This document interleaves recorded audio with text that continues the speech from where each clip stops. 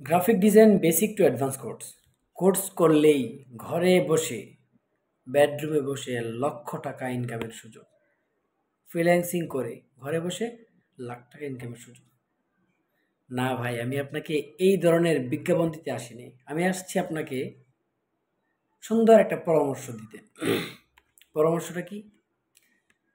আপনি যে স্কিলটাই শিখেন সেটাতে আপনি পরিপূর্ণ আগে দক্ষতা অর্জন করেন, তারপরে ইনকামের চিন্তা করবেন।